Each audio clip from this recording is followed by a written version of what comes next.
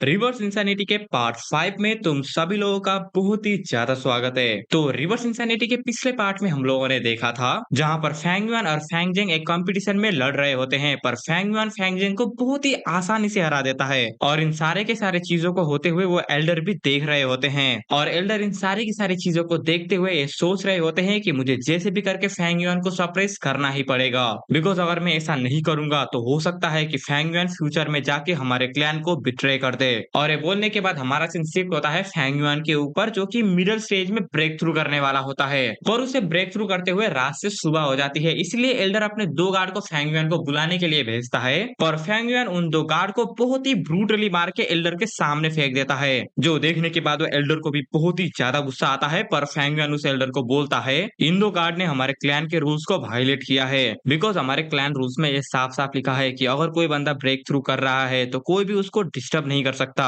पर इंदो गार्ड ने मुझे डिस्टर्ब किया, और ये तो ये भी बोल रहे थे कि ये सारे की सारी चीजें आप इन्हें करने के लिए बोल रहे हो। जो सुनने के बाद ऑफ कोर्स एल्डर को बिल्कुल भी विश्वास नहीं होता, बिकॉज ये चुतिया हमेशा जो है बहाना बनाता है। इसलिए एल्डर ने फैंग युआन को पर्सनली चेक किया था, और तब उसे पता चला था कि हाँ, फैंग युआन कुछ भी झूठ नहीं बोल रहा। और अब तक फैंग युआन ने अपने टैलेंट को बहुत ही अच्छे से नर्चर कर लिया था, इसलिए एल्डर फैंग युआन को ही क्लास प्रेसिडेंट बना देता है, और वो एल्डर वाइस प्रेसिडेंट मोबे को बनाता है। पर फैंग युआन उस ऑफर को वहीं पर ही मना कर देता है, ये बोल के कि मुझे एल्डर से और भी ज्यादा कुछ सीखना है, और इसी वजह से मोबे वहां का प्रेसिडेंट बन जाता है। पर इतना ज्यादा टैलेंट होने के बाद भी फैंग युआन बाकी बच्चे और वो प्रेसिडेंट और वाइस प्रेसिडेंट को बुली करता है। और आज का एपिसोड शुरू होता है दो गार्ड के साथ, जहां पर एक गार्ड दूसरे गार्ड को बोल रहा होता है, अबे ओए, क्या तूने एक बार सुना कि फैंग युआन ने हमारे क्लास के नए प्रेसिडेंट को कूट दिया? और आखिर तू क्या सोचता है कि आखिर इसके बारे में हम क्या करें? जो सुनने के बाद दूसरा गार्ड उस गार्ड को बोलता है कि तेरा क्या मतलब, हम लोग क्या करेंगे? हम लोग कुछ भी नहीं करेंगे। जो सुनने के बाद वो गार्ड जिसने क्वेश्चन किया था वो तो कुछ समझ नहीं पाता, इसलिए वो दूसरा गार्ड उसे बोलता है तू बस इसके बारे में सोच कि आखिर वो फैंग युआन कैसा बंदा है। क्या तू भूल गया कि फैंग युआन ने उन दो गार्ड के साथ क्या किया था, और तुझे ये सब पता होते हुए भी तू फैंग युआन को गुस्सा दिलाना चाहता है? जो सुनने के बाद वो गार्ड तो बहुत ही ज्यादा डर जाता है, पर वो गार्ड और बोलता है कि तू कुछ भी कर ले, हम लोग इसमें कुछ भी नहीं कर सकते। और ये बोलने के बाद अभी हमारा सीन शिफ्ट होता है दो तीन बच्चों के ऊपर, जहां पर हम लोगों को पता चलता है कि फैंग युआन ने आजकल प्रीमियर एसेंस की क्वांटिटी को बढ़ा दिया है, यानी कि फैंग युआन आजकल इनसे बहुत ही ज्यादा प्रीमियर स्टोन लेता है। जैसे कि पहले फैंग युआन इनसे 59 प्रीमियर स्टोन लेता था, पर अभी ये इनसे 68 प्रीमियर स्टोन लेता है। और इन बच्चों को तो अभी ऐसा लग रहा होता है कि शायद फैंग युआन क्लास प्रेसिडेंट इसीलिए नहीं बना बिकॉज वो अगर क्लास प्रेसिडेंट बन जाता तो इनसे वो प्रीमियर स्टोन नहीं ले पाता,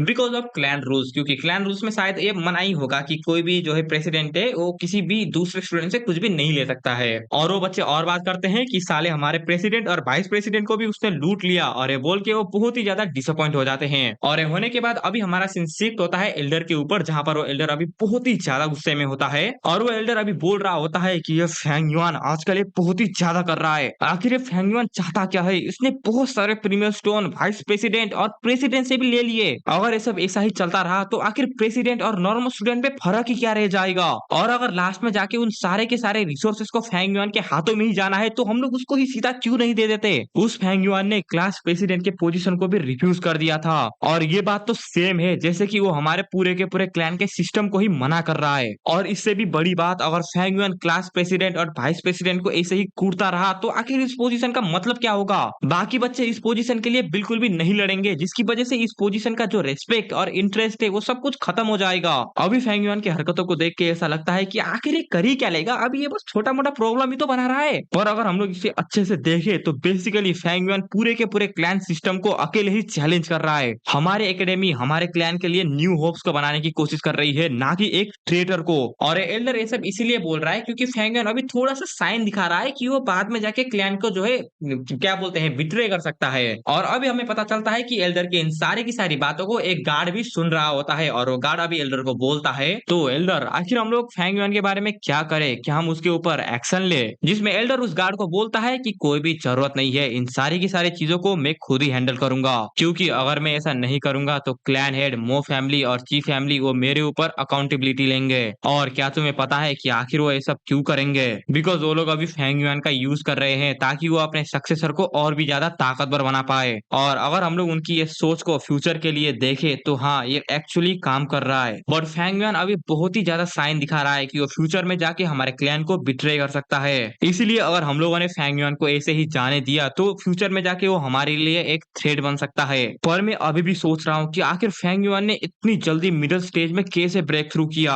और ये सब सोचने के बाद वो एल्डर अभी उस गार्ड को बोलता है, ठीक है, मुझे पता कि तूने इन दिनों में फेंग युआन के बारे में क्या क्या इन्फॉर्मेशन को जुटा पाया है। जिसमें वो गार्ड एल्डर को बोलता है, हम लोगों ने जितना इन्वेस्टिगेशन किया है उससे हमें पता चला है कि फेंग युआन के माँ बाप एक गू मास्टर थे, पर वो लोग उतना ज्यादा ताकतवर नहीं थे और उनका बैकग्राउंड भी बहुत ही ज्यादा क्लीन है। और जब फेंग युआन और फेंग जेंग के माँ बाप मर गए थे तब फेंग युआन और फेंग जेंग को उनके आंट और अंकल ने पाला था। और जब से फेंग युआन इस एकेडमी में आया तब से वो एकेडमी डोम में रहना शुरू किया है। और उससे भी बड़ी बात यह है कि जब फेंग युआन छोटा था तब उसने बहुत ही ज्यादा एक्सट्रीम लेवल के इंटेलिजेंस को हमें दिखाया था। और तब ये देख के बहुत सारे लोगों को ऐसा लगा था कि फेंग युआन एक जीनियस है जो कि हमारे क्लैन के लिए एक होप हो सकता है। पर जब अवार्निंग सेरेमनी हुई तब सारे लोगों को पता चला था कि फेंग युआन तो बस एक थर्ड क्लास का टैलेंट है। और ये सब देखने के बाद क्लैन हेड भी उसके ऊपर बहुत ही ज्यादा डिसअपॉइंट हुए थे। और हमें ये भी पता चला है कि फेंग युआन की डेली लाइफ बहुत ही ज्यादा सिंपल है, जैसे कि वो सुबह उठता है, उसके बाद वो एकेडमी में जाता है और जब वो पढ़ लेता है तब वो फिर से अपने डोम में वापस चला जाता है। और वापस जाने के बाद वो हर रात बहुत ही ज्यादा मेहनत करता है ताकि वो अपने गू को कल्टीवेट कर पाए। पर एक बात और भी है कि वो कभी कभी हमारे क्लैन के इन में आता है ताकि वो थोड़ा सा खाना और वाइन को खरीद पाए। और पता नहीं क्यों पर उसको वाइन पीना बहुत ही ज्यादा पसंद है, स्पेशली ग्रीन बम्बू वाइन। और मैंने तो ये भी देखा था कि उसके इन में 10 जग्स ऑफ वाइन भी है। और हमें अभी तक ये पता चला है कि फेंग युआन ने तब से पीना शुरू किया है जब से उसे पता चला है कि वो बस एक थर्ड क्लास का टैलेंट है। और ये सुनने के बाद अभी एल्डर को भी फेंग युआन के लिए बहुत ही ज्यादा बुरा लगता है कि अगर उसकी जगह पर मैं होता तो मैं भी शायद यही करता। पर फिर भी फेंग युआन अभी बहुत ही ज्यादा कर रहा है और मैं उसको ऐसे ही माफ नहीं कर सकता। इसलिए वो एल्डर अभी उस गार्ड को बोलता है, ये रिपोर्ट तो बहुत ही ज्यादा डिटेल है पर अभी तक आखिर तुम लोग उसके सीक्रेट के बारे में क्यों नहीं जान पाए हो। इतना ज्यादा दिन हो चुका है पर तुम लोगों को अभी तक उसका सीक्रेट के बारे में कुछ भी पता नहीं चला है। और ये सुनने के बाद वो गार्ड अभी एल्डर को कुछ बोलने वाला होता है पर तभी एल्डर के दरवाजे पे नॉक होती है, जो देखने के बाद एल्डर भी बोलता है कि जो भी बाहर खड़ा है अंदर आ जाओ। जो सुनने के बाद वहां पर एक गार्ड आता है जो कि उस एल्डर को बोलता है, हमारे क्लैन हेड ने आपको ऑर्डर किया है कि वो आपसे मिलना चाहते हैं। और वो एल्डर अभी उस गार्ड को बोलता है कि आखिर मैटर क्या है, आखिर वो मुझे क्यों बुलाना चाहते हैं। जिसमें वो गार्ड बोलता है कि ये सब जिया जिनसेंग से रिलेटेड है। जिया जिनसेंग अगर तुम भूले नहीं हो तो ये वही बंदा है जिसको फेंग युआन ने मार दिया था। और शायद ये बंदा जो है सट्टेबाजी भी करवाता था, मैं भूल गया हूँ, अच्छे से नहीं याद आ रहा। उसके बाद अभी हम लोग उस एल्डर और गार्ड को देखते हैं जो कि क्लैन हेड से मिलने के लिए जा रहे होते हैं, जहां पर वो एल्डर अभी सोच रहे होते हैं कि इस दुनिया में बहुत सारे कू मास्टर ऐसे ही गायब होते रहते हैं। और अगर जिया जिनसेंग बहुत ही ज्यादा दिनों से गायब है तो इसका मतलब बस एक ही बात है कि वो मर चुका है।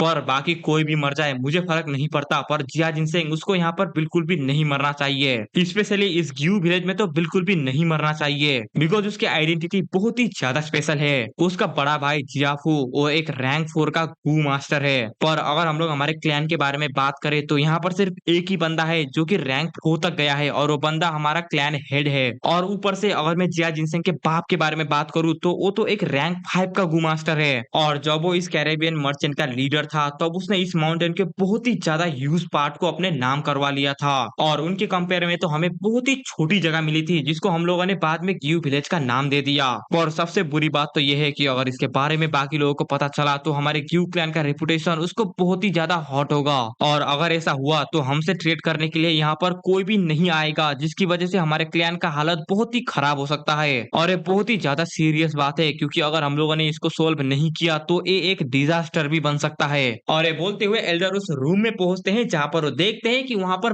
बहुत ही ज्यादा बंदे आए हुए हैं, इंक्लूडिंग जिया जिनसेंग का बड़ा भाई भी। और जिया जिनसेंग का बड़ा भाई अभी एल्डर को ऐसे देख रहा होता है कि साले तूने ही मेरे भाई को मारा है। जो देखने के बाद उस एल्डर का भी बहुत ही ज्यादा फट जाता है, पर फटते फटते भी वो अपने क्लैन एल्डर को जो है ग्रीटिंग देता है। पर क्लैन लीडर एल्डर को बोलते हैं कि हटाओ ये सब, तुम्हें पता है कि यहाँ पर क्या चल रहा है और मैं इसके बारे में तुम्हें और ज्यादा नहीं बताने वाला। इस क्लैन की एकेडमी हमेशा से तुम्हारे अंडर रही है, इसलिए मुझे तुम्हें एक बात पूछने दो, आखिर फेंग युआन कहाँ पर है। वेट अ सेकेंड, शायद माइक खराब हो गया था यार थोड़ी देर के लिए, मुझे नहीं पता क्या हुआ। और ये सुनने के बाद वो एल्डर बहुत ही ज्यादा डर जाता है और वो सोच रहा होता है कि फेंग युआन, आखिर ये सारी की सारी चीजें फेंग युआन से कैसे रिलेटेड है। पर फिर भी वो एल्डर अभी अपने लीडर को बोलता है कि शायद वो अपने डोम में होगा, शायद वो अपने जो है गू को कल्टीवेट कर रहा होगा। जो सुनने के बाद वो लीडर अभी उस एल्डर को बोलते हैं, करेंटली जियाफू ऐसा सोच रहा है कि जिया जिनसेंग की मौत के पीछे ग्यू फेंग युआन का ही हाथ है, इसीलिए फेंग युआन को जितनी जल्दी हो सके उसे यहाँ पर बुलाओ। और इस क्लैन लीडर के बारे में मुझे थोड़ा सा कंप्लेन करना है कि भाई तू चूतिया है क्या, क्योंकि अगर इसे फेंग युआन को बुलाना है और पहले ही इनके बीच में सेटल हो चुका है कि हाँ फैंग युआन ही इसके पीछे हो सकता है, तो आखिर इसने अभी एल्डर को ही क्यों बुलाया?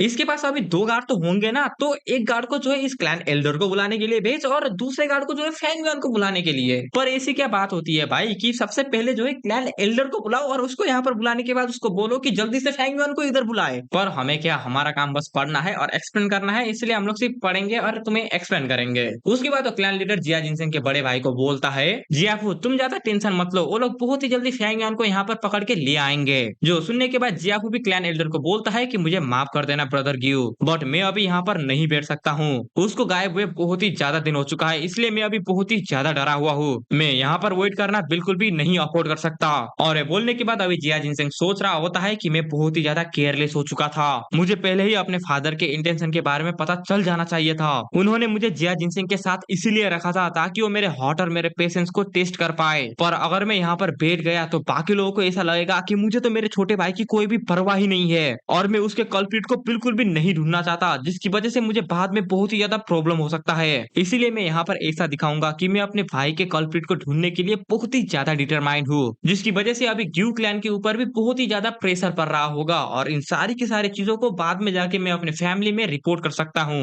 और ये बोलने के बाद थोड़ा सा टाइम स्किप होता है और वो एल्डर पर्सनली जाके फैंग युआन को लेके आता है। और फैंग युआन वहां पर आने के बाद क्लैन हेडर जिया जिनसेंग के बड़े भाई को ग्रीट करता है। जो देखने के बाद जिया जिनसेंग का बड़ा भाई दूसरे बंदे को बोलता है कि क्या ये बंदा फैंग युआन है, जिसमें हम लोग उसी लड़की को देखते हैं और वो उसे बोलती है कि हाँ ये बंदा फैंग युआन है, मैं बिल्कुल भी गलत नहीं हो सकती हूँ। जो सुनने के बाद जिया जिनसेंग क्लैन लीडर को बोलता है, तो तुमने देख लिया ना। पर एल्डर अभी कुछ भी नहीं बोल रहे होते और एल्डर अभी सोच रहे होते हैं, हाँ तुमने अभी ही अपना छोटे भाई को खोया है और तुम चाहते हो कि मैं इन सारी की सारी चीजों को इसके ऊपर ब्लेम कर दूं। क्या तुम हमें चूतिया समझते हो कि तुम कहीं से भी आ जाओगे और हमारे क्लैन को ऐसे ही बुली कर दोगे? इसीलिए क्लैन लीडर उस लड़की को बोलते हैं, इसको बहुत ही ध्यान से देख और पता क्या एक यू फैंग युआन है, बिकॉज उसके पास एक ट्विन ब्रदर भी है। और तू क्या सच में श्योर है कि ये बंदा वही है? जिसमें वो लड़की कुछ भी नहीं बोल पाती। जो देखने के बाद जिया जिनसेंग का बड़ा भाई उसके सामने आता है और वो क्लैन लीडर को बोलता है, ब्रदर गियू मैंने इस क्लैन को हमेशा से रेस्पेक्ट किया है, स्पेशली फर्स्ट जनरेशन और फोर्थ जनरेशन के क्लैन लीडर को,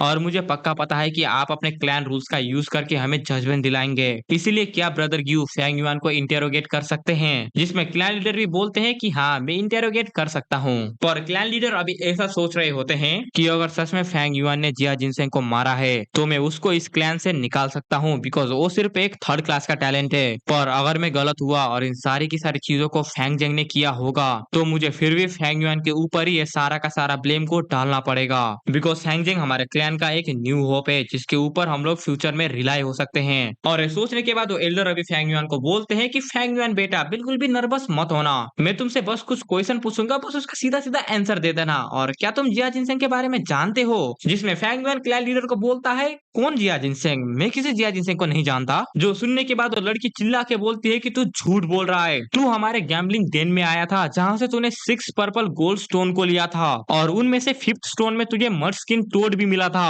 और जिया जिनसेंग ने उस टोड को 500 प्रीमियल स्टोन में खरीदा था। और ये सारी की सारी चीजें सिर्फ मैंने नहीं देखा था, वहां पर बहुत सारे गू मास्टर थे, उन लोगों ने भी इन सारी की सारी चीजों को देखा था। और ये सब सुनने के बाद वो एल्डर भी अभी सोच रहा होता है, अच्छा ऐसी बात है। और ये बोलने के बाद तभी वहां पर दूसरा इंसान आता है जो कि फैंग युआन को बोलता है, मुझे पता है कि तू फैंग युआन है क्योंकि तू मेरे वाइन शॉप में आया था। जो सुनने के बाद फैंग युआन अभी बोलता है कि इम्पॉसिबल, आखिर तू ऐसा कैसे बोल सकता है कि मैं वहां पर आया था, क्योंकि वहां पर तो बहुत सारे लोग आते हैं, तो आखिर तू कैसे बोल सकता है कि वो बंदा मैं ही हूँ? जिसमें वो बंदा फैंग युआन को बोलता है कि तुझे पता है कि मुझे कैसे पता चला, क्योंकि तेरे पास एक लिक्योर वॉर्म है। और जो भी नहीं समझ पाए कि आखिर ये बंदा कौन है, तो ये वही बंदा है जिसने फैंग युआन से जो है लिक्योर वॉर्म को खरीदने की कोशिश किया था। जब फैंग युआन अपने लिक्योर वॉर्म को वाइन पिलाने के लिए इसके वाइन शॉप में आया था और मुझे तभी पता चल गया था कि ये साला दोगला ही निकलेगा, बिकॉज मांगा और मानवा में लोगों के शकल पढ़ के मैं बता सकता हूँ कि कौन बंदा दोगला है और कौन बंदा दोगला नहीं है। और इसको तो देखते ही मुझे पता चल गया था कि साला इससे बड़ा दोगला कोई नहीं हो सकता।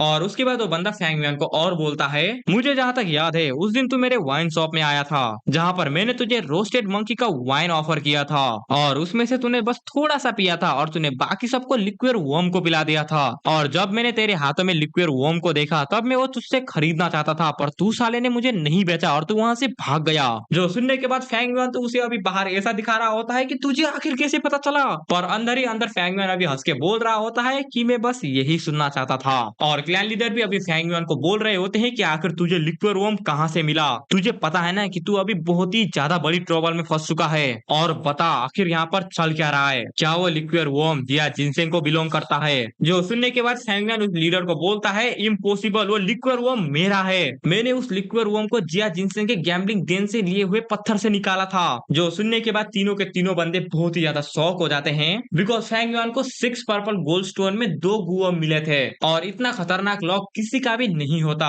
और फैंगमैन अभी और बोलता है कि मैंने उस गैम्बलिंग देन में सिर्फ 5 स्टोन को ही खोला था और एक स्टोन को मैं अपने साथ ले गया था जहां से मुझे लिक्विड वर्म मिला है। और अगर तुम्हें मेरी बातों के ऊपर विश्वास नहीं होता तो तुम लोग इस लड़की को भी पूछ सकते हो। जो सुनने के बाद उस लड़की का तो फट जाता है, पर वो लड़की फिर भी बताती है कि हाँ फैंगमैन सच बोल रहा है। और फैंगमैन अपने क्लैन एल्डर को और बताता है, जब उसने लिक्विड वर्म को रिफाइन कर लिया था तब वो अगले दिन बहुत ही ज्यादा खुश हुआ था, इसीलिए खुशी खुशी में वो उस लिक्विड वर्म को वाइन पिलाने के लिए वाइन शॉप में गया था। और जिस दिन वो वाइन शॉप में गया था उसी दिन के रात में उसने जिया जिनसेंग को भी देखा था, जो कि हमारे एक क्लैन के आदमी को एक फेक गू को बेचा था। पर फॉर्चुनेटली वहां पर लॉर्ड जियाफू आ गए थे, जिसकी वजह से वो मामला वहीं पर ही रफा दफा हो गया था। और उस टाइम में बहुत ही ज्यादा खुश था, बिकॉज मेरे पास एक लिक्विड वर्म था, इसलिए मैं जिया जिनसेंग को ये पूछने के लिए गया था कि आखिर इस लिक्विड वर्म का वर्थ कितना है। पर जिया जिनसेंग ने वहां पर फैंगमैन को फोर्स करने की कोशिश किया कि वो लिक्विड वर्म को उसे बेच दे, पर फैंगमैन उसकी बातें बिल्कुल भी नहीं मानता, इसलिए वो वहां से चला जाता है। जो सुनने के बाद जिया जिनसेंग का बड़ा भाई अभी फैंगमैन को बोलता है, तो क्या उसने तुझे फॉलो किया? जिसमें फैंगमैन फिर से बताता है कि उसने बस मुझे फॉलो नहीं किया, उसने मुझे 50 प्रीमियम स्टोन और देने के बारे में बोला, पर मैं अपने लिक्विड वर्म को बिल्कुल भी नहीं बेचना चाहता था, इसलिए मैंने उसको सीधा मना कर दिया। और ये सब सुनने के बाद उसने मुझे बहुत ही ज्यादा गाली दिया और वो वहां से चला गया। और उस रात के बाद मैंने अभी तक उसे नहीं देखा है। जो सुनने के बाद जिया जिनसेंग का बड़ा भाई भी अभी सोच रहा होता है कि हाँ ऐसा हो सकता है, क्योंकि मेरा छोटा भाई ऐसा ही करता है। और अगर फैंगमैन ने ऐसा बोला होता कि उसने उसको चेस नहीं किया तो मैं मान लेता कि फैंगमैन अभी झूठ बोल रहा है। पर डैम इट, आखिर मैं फैंगमैन से और क्या पूछूं? क्या सच में जिया जिनसेंग ने उसके बाद फैंगमैन को देखने के लिए नहीं गया था, और या फिर जिया जिनसेंग फिर से फैंगमैन से मिलने के लिए गया था पर फैंगमैन ने अगली बार उसको मार दिया? हाँ ऐसा हो सकता है। और ये सोचने के बाद जिया जिनसेंग का बड़ा भाई अभी चिल्ला के बोलता है कि फैंग युआन, क्या तूने जिया जिनसेंग को मारा है? जिसमें फैंग युआन भी जिया जिनसेंग के बड़े भाई को चिल्ला के बोलता है कि नहीं, मैंने उसको नहीं मारा है। और जिया जिनसेंग का बड़ा भाई तो अभी फैंग युआन को बोल रहा होता है कि तूने बोला ना कि तूने उसे नहीं मारा, तो प्रूव कर। और फैंग युआन भी ये सुनने के बाद उसे बोलता है कि तूने बोला कि मैंने उसे मारा, तो तू भी प्रूव कर कि मैंने उसे कहां पर मारा था। पर ये सब सुनते हुए अभी ग्यू क्लैन के लीडर को बहुत ही ज्यादा गुस्सा आ रहा होता है, इसीलिए वो लीडर अभी सोच रहे होते हैं, ए साला जियाफू, ये हमारे ग्यू क्लैन में ही रह के हमारे ही क्लैन के एक आदमी को धमका रहा है। ये सच में हमारे क्लैन को अपने आंखों के सामने कुछ भी नहीं मानता, और ऊपर से वो हमारे क्लैन के एक आदमी को हमारे ही क्लैन के हाई रैंकिंग के सामने इंटेरोगेट करने की हिम्मत दिखा रहा है। और अगर ये र्यूमर यहाँ से बाहर निकले तो हमारा बहुत ही ज्यादा बेइज्जत होगा। इसीलिए क्लैन लीडर अभी जिया जिनसेंग के बड़े भाई को बोलते हैं, ब्रदर जिया, ऐसी बात नहीं है कि मैं तुम्हें बीच में रोक रहा हूँ, पर जिया जिनसेंग को मिसिंग हुए बहुत ही ज्यादा दिन हो चुका है और मुझे अभी ऐसा लग रहा है कि शायद जिया जिनसेंग मर चुका है। पर वो कल्प्रिट जिसने ऐसा क्राइम किया उसने पीछे कुछ ना कुछ तो क्लू को छोड़ा ही होगा ना। और मैं ऐसा सोच रहा था कि सच में क्या तुम्हें वहाँ पर कुछ भी नहीं मिला? जिसमें जिया जिनसेंग का बड़ा भाई क्लैन लीडर को बोलता है, भाई मुझे पता है कि तुम क्या बोलना चाहते हो, पर अगर वहाँ पर मुझे कुछ क्लूज मिले हुए होते तो मैं यहाँ पर बिल्कुल भी नहीं आता। वो कल्प्रिट जिसने ये सब काम किया है वो एक बहुत ही ज्यादा एक्सपीरियंस क्रिमिनल है, उसका लोगों को मारने का मेथड और क्लू को मिटाने का मेथड बहुत ही ज्यादा अच्छा है। और जिस दिन हम लोगों ने ग्यू माउंटेन को छोड़ा था उस दिन बारिश हो रहा था, जिसकी वजह से जिया जिनसेंग का जो ब्लड था वो बारिश के साथ चला गया। जो सुनने के बाद क्लैन लीडर अभी जिया जिनसेंग को बोलते हैं, मैंने सुना था कि तुम्हारे जिया फैमिली के पास एक ट्रैकिंग गुओम है जिसका नाम शायद अंडरग्राउंड पाथ बटरफ्लाई था, क्या तुम उसकी मदद से अपने भाई की सोल फ्रेगनेंस को नहीं ढूंढ सकते? जिसमें जिया जिनसेंग का बड़ा भाई उसे बोलता है कि नहीं, हम लोग ऐसा नहीं कर सकते, क्योंकि उस क्रिमिनल ने उसके गुओम्स को भी मार दिया है और अभी उसके गुओम्स मर चुके हैं, इसलिए उसका सोल फ्रेगमेंट्स भी अभी डिसअपियर हो चुका है। जो सुनने के बाद अभी क्लैन लीडर बोलते हैं कि उसने उसका गुओम्स भी नहीं लिए, तो आखिर उसने उसको मारा क्यों? आखिर उसको एक रैंक 1 के गू मास्टर को मार के मिला ही क्या होगा? और ये सुनने के बाद बाकी एल्डर को तो ऐसा लग रहा होता है कि शायद जिया जिनसेंग और वो जो कल्प्रिट है वो दोनों एक ही लड़की से प्यार करते थे, इसलिए उस कल्प्रिट ने जिया जिनसेंग को अपने रास्ते से हटा दिया। पर फैंगमैन अभी बोलता है कि अगर मैं इस बात को अच्छे से सोचूं तो मैंने बहुत टाइम पहले सुना था कि तुम दोनों भाइयों के बीच अपने फैमिली का इनहेरिटेंस स्प्लिट होने वाला है, पर अभी एक भाई मर चुका है, इसका मतलब सारी की सारी इनहेरिटेंस सिर्फ तुम्हें ही मिलेगी। तो क्या इसका मतलब ऐसा हो सकता है कि जिया जिनसेंग को जिसने मारा वो उसका बड़ा भाई ही है? और ये सुनने के बाद तो क्लैन एल्डर बहुत ही ज्यादा शॉक हो जाता है, इसीलिए क्लैन एल्डर अभी चिल्ला के बोलता है कि अपना मुंह बंद कर, आखिर तू लॉर्ड जिया के बारे में ऐसा कैसे बोल सकता है। और ये बोलने के बाद वो एल्डर जिया जिनसेंग के बड़े भाई के पास जाता है और उससे माफी मांगता है कि ये बच्चा है, इसको कुछ भी नहीं पता। पर फैंगन अभी बहुत ही ज्यादा हंसते हुए बोल रहा होता है, बस मेरा काम हो गया। इसका मतलब अभी उस एल्डर को थोड़ा तो शक होगा कि शायद ऐसा हो सकता है कि इसने अपने भाई को खुद ही मार दिया और ये अभी ग्यू माउंटेन के ऊपर ब्लेम डालने की कोशिश कर रहा है। और अभी हम लोग देखते हैं कि अभी वो भी ऐसा ही रहा होता है। वो एल्डर अभी सोच रहा होता है कि ये फैमिली का मैटर है और वो लोग अपने इनहेरिटेंस को सच में बांटने वाले थे, जिसकी वजह से ये दोनों के दोनों भाई बहुत ही ज्यादा इंटेंस कंपटीशन में थे, स्पेशली जियाफू और जियागू। और दूसरी तरफ हम लोग क्लैन एल्डर को भी देखते हैं जो भी यही सोच रहे होते हैं कि ये साला जिया जिनसेंग ऐसे मरा है कि ये बहुत ही ज्यादा स्ट्रेंज है, और ऊपर से साला ये जिया जिनसेंग के बड़े भाई के पास ऐसा कोई प्रूफ भी नहीं है जिसकी वजह से हमें पता चल सके कि फैंग युआन ने ही उसे मारा है। और ये बात भी कि फैंग युआन ने जिया जिनसेंग को सिर्फ अपने लिक्विड वर्म को बचाने के लिए मार दिया, ये भी कुछ मजा नहीं आ रहा है सुनने के बाद। बट अगर वो बंदा जिसने अपने भाई को मारा वो जिया जिनसेंग का बड़ा भाई ही हो, पर अगर वो एक्टिंग कर रहा हो तो सब कुछ सोल्व हो सकता है। और मुझे जहां तक पता है कि वो कल्प्रिट एक बहुत ही ज्यादा एक्सपीरियंस किलर है, और बाकी कोई भी बंदा जिया जिनसेंग को मारने के लिए इतना ज्यादा मोटिवेट नहीं होगा जितना उसका बड़ा भाई होगा, बिकॉज ऑफ फैमिली इनहेरिटेंस। और ये कैरेबियन मर्चेंट का तो इनहेरिटेंस इतना है कि तुम इस सारे के सारे वही खरीद सकते हो, इसलिए ये बंदा ऐसा सोच रहा है, यानी कि क्लैन लीडर ऐसा सोच रहे हैं। और अभी हमें पता चलता है कि वो एल्डर भी ऐसा ही सोच रहे थे, इसलिए वो एल्डर अभी बोलते हैं कि मुझे अभी सब कुछ पता चल गया है, फैंग युआन इनोसेंट है, पर फैंग युआन का उस दिन दिमाग खराब हो गया था, इसलिए वो जिया जिनसेंग के पास गया। और अगर हम लोग इन एविडेंस को देखें और फैंग युआन का एज देखें तो ये फैंग युआन हो ही नहीं सकता। और ऊपर से फैंग युआन ने थोड़ी देर पहले इसलिए झूठ बोला ताकि वो अपने लिक्विड वोम को बचा पाए। इस बच्चे के साथ बहुत ही ज्यादा बुरा हो रहा है। और दूसरी तरफ अभी हम लोग फैंग युआन को देखते हैं जो कि अभी हंस रहा होता है, और फैंग युआन अभी बोल रहा होता है कि ये लोग मेरे ट्रैप में फंस चुके हैं। अगर कोई बंदा तुम्हारे ऊपर बिलीव नहीं कर रहा है तो उसको कुछ ऐसा बताओ जिसकी मदद से उसे ऐसा लगे कि हाँ ये बंदा शायद सच बोल रहा है। मैंने अपने प्लान का फर्स्ट पार्ट को तो कर लिया है और अभी बारी है सेकेंड पार्ट की। ये पार्ट मेरे प्लान का मोस्ट इम्पोर्टेंट पार्ट है। उसके बाद अभी हम लोग जिया जिनसेंग के बड़े भाई को देखते हैं जो कि अभी सोच रहा होता है मैं अभी फैंग युआन के ऊपर कुछ भी ऐसा नहीं बोल सकता, बिकॉज मेरे पास अभी प्रूफ बिल्कुल भी नहीं है, क्योंकि अगर मैं ऐसा करूंगा तो मेरे पाप को ऐसा लगेगा कि वो बंदा मैं ही हूँ जिसने अपने भाई को मारा है।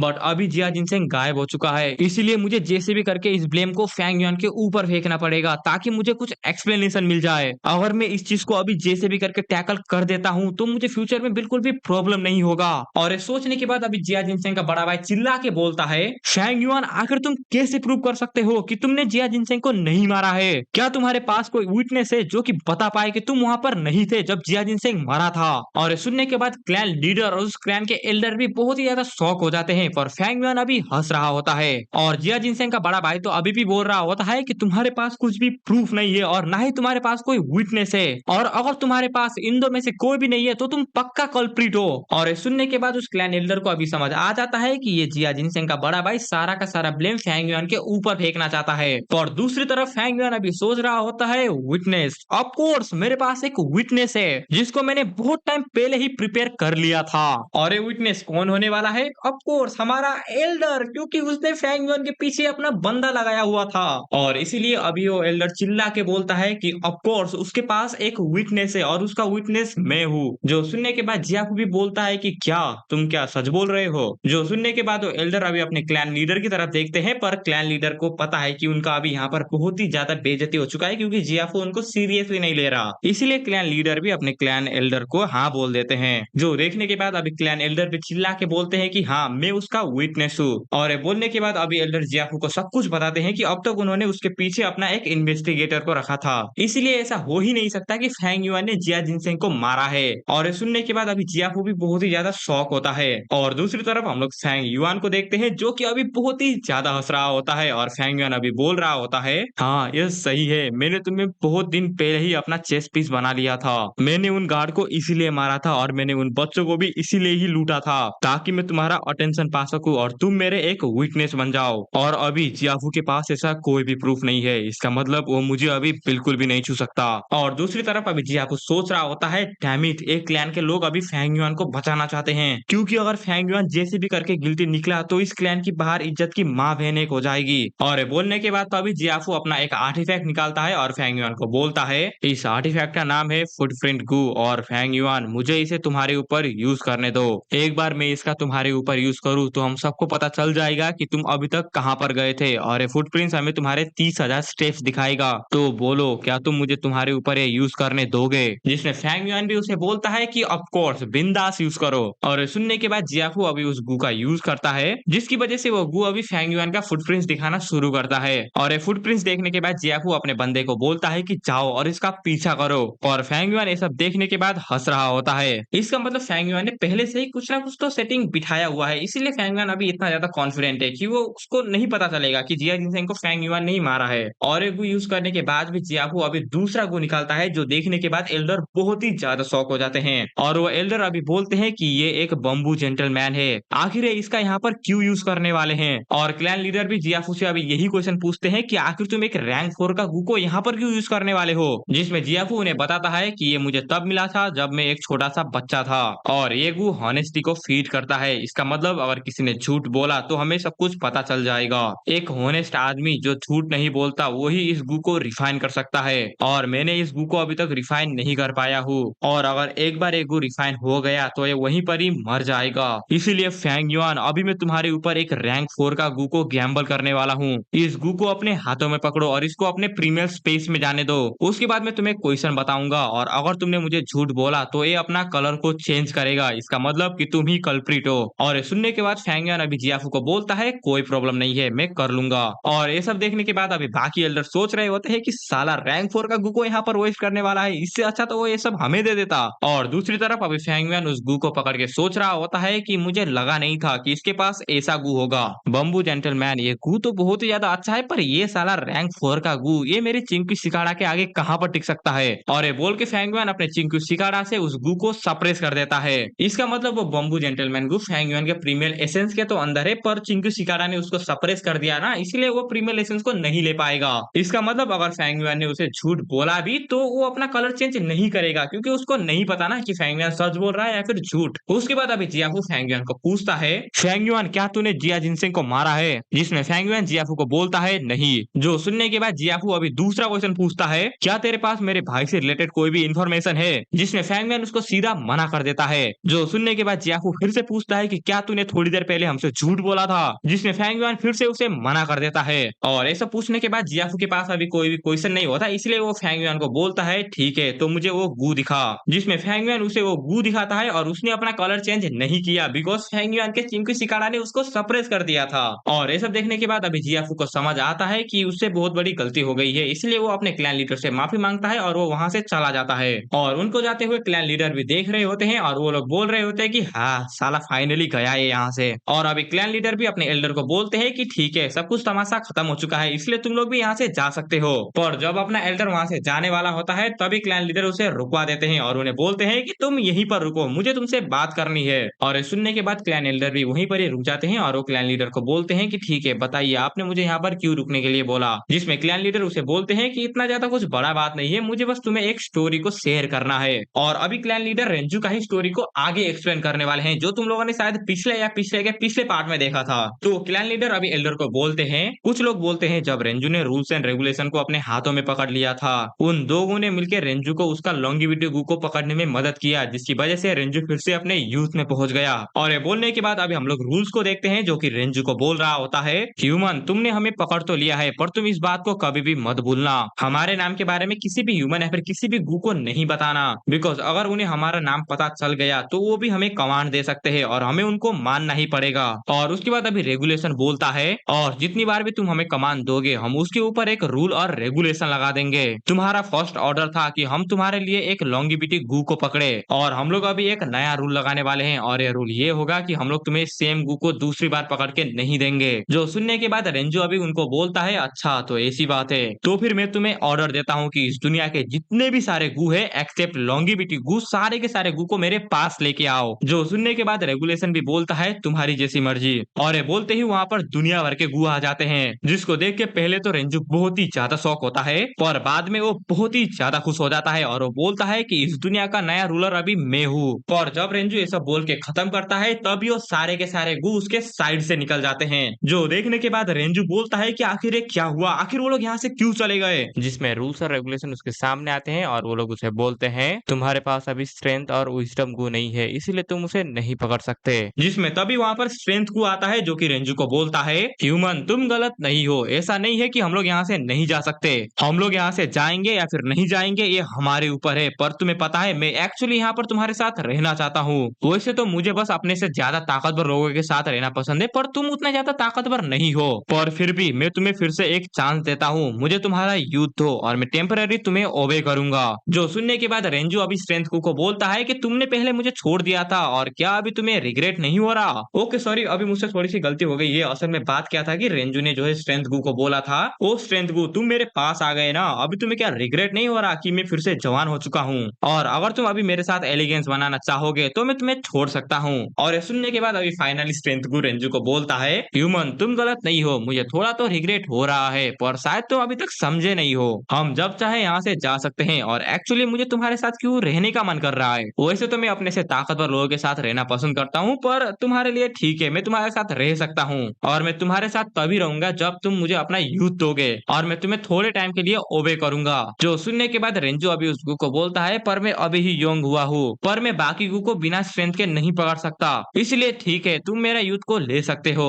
और ये बोल के रेंजो अपना यूथ को स्ट्रेंथ गु को दे देता है, जिसकी वजह से रेंजो फिर से अपना मिडिल एज में पहुंच जाता है। उसके बाद तभी वहां पर विजडम गु आती है, जो देखने के बाद रेंजो उसे बोलता है ओ विजडम गु तुमने भी मुझे छोड़ दिया था और क्या अभी तुम्हें रिग्रेट नहीं हो रहा, और अगर तुम अभी मुझसे भीख मांगोगे तो मैं तुम्हें यहाँ से जाने दे सकता हूँ। पर ये सुनने के बाद अभी विजडम गु रेंजो को बोलती है ह्यूमन तुम फिर से गलत हो, मैं जब चाहूँ यहाँ से जा सकती हूँ, पर मैं तुम्हारे साथ अभी रहना चाहूंगी और मैं सिर्फ उनके सामने झुकती हूँ जो कि मुझसे बहुत ही ज्यादा स्मार्ट होते हैं, पर तुम मुझसे स्मार्ट बिल्कुल भी नहीं हो, पर फिर भी अगर तुम फिर से चाहो तो मैं तुम्हारे साथ फिर से वापस आ सकती हूँ, पर तुम्हें मुझे अपना मिडिल ईयर्स को देना पड़ेगा। और ये सुनने के बाद रेंजो अभी चिल्ला के बोलता है कि नहीं मैं ऐसा नहीं करूंगा, अगर मैंने तुम्हारी बात मानी तो फिर से मैं बूढ़ा हो जाऊंगा और मेरे पास तो अभी स्ट्रेंथ गु भी है, इसलिए मुझे तुम बिल्कुल भी नहीं चाहिए। जो सुनने के बाद अभी विजडम गु रेंजो को बोलती है ठीक है ह्यूमन तुम जीत गए, पर अगर तुमने मुझे अभी बता दिया कि तुमने मुझे कैप्चर कैसे किया तो मैं अपनी हार मान लूंगी और मैं तुम्हें तुम्हारी जिंदगी भर सर्व करूंगी।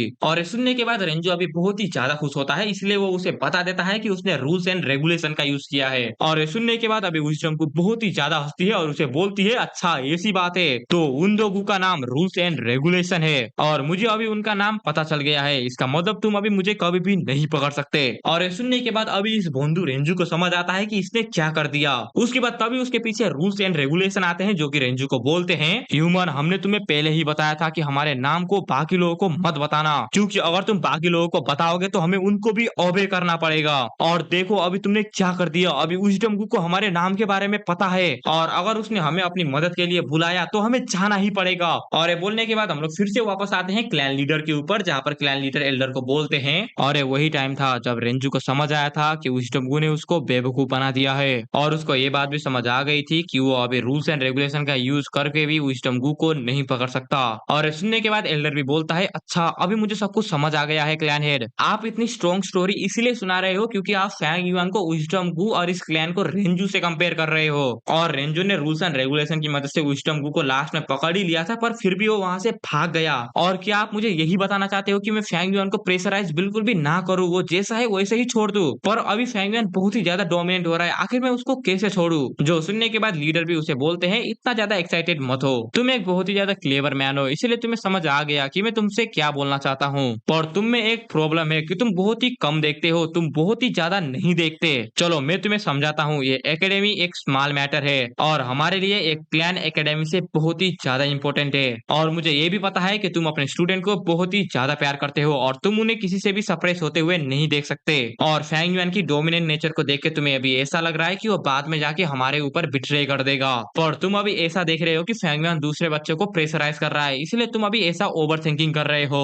और आखिर तुम सोच क्या रहे हो कि आखिर ये क्लैन कर क्या रहा है, क्या हम लोग सिर्फ एकेडमी के ऊपर रिलाई होते हैं ताकि वो हमारे लिए नए नए बंदे लाए? एक बात को याद रखना, एक स्टूडेंट के पीछे उनका फैमिली होता है, उनका फ्रेंड्स होता है, इसलिए वो लोग ऐसे ब्रेक डाउन नहीं होंगे। तुम्हारी बात भी सही है कि फैंग युआन बहुत ही ज्यादा डोमिनेंट है, पर ये बात भी मत भूलो उसने बहुत ही ज्यादा हिंट दिया है कि वो आउटस्टैंडिंग है, और हम लोग ऐसा कर सकते हैं कि हम लोग फैंग युआन को यूज करके बाकी स्टूडेंट को ताकतवर बना सकते हैं, जिसकी मदद से हम लोग अपने फ्यूचर को और भी अच्छा कर सकते हैं। जो सुनने के बाद अभी एल्डर भी लीडर को बोलते हैं पर क्लैन लीडर अगर हम लोग फैंग युआन को बाकी बच्चों बच्चों को ऐसे ही डोमिनेट करने दे तो बाकी बच्चों का मेंटल हेल्थ खराब हो सकता है, स्पेशली तब जब फैंग युआन लाइटनिंग स्पीड से अपना ब्रेक थ्रू कर रहा है और बाकी बच्चे अभी तक कुछ कर ही नहीं पाए हैं। जो सुनने के बाद अभी क्लैन लीडर एल्डर को बोलते हैं तो फिर जो हो रहा है वो होने दो। अगर वो लोग इतनी छोटी सी चीज से फ्रस्ट्रेट हो जाते हैं तो उनका तो मरना ही अच्छा है। इस क्लैन में हर एक साल नए स्टूडेंट आते हैं और अगर एक बार एक काम नहीं किया तो कोई बात नहीं, हमारे पास दूसरा चांस भी है। और अगर बात रही फेंगजिंग से तो अगली रात से मैं उसको सीक्रेट में ट्रेनिंग दूंगा। तो इसका मतलब क्लैन लीडर को सब कुछ पता है कि फेंगजिंग एक ए क्लास का टैलेंट है, इसीलिए तो क्लैन लीडर अभी बोल रहा है कि मैं फेंगजिंग को सीक्रेट में ट्रेनिंग दूंगा। और वो कैसा ट्रेनिंग होगा वो तो उसको ही पता, हमको क्या पता। और इसी के साथ सपरेशन आर्क यहीं पर ही खत्म होती है। और आज के वीडियो के लिए बस इतना ही। तब तक के लिए तुम लोग मेरा इन दो में से कोई भी वीडियो जाके देख सकते हो। हाँ, देख लेना। हाँ, मैं तुम लोगों से इन्हीं दो वीडियो में मिलूंगा। तब तक के लिए एज ऑलवेज गुड बाय।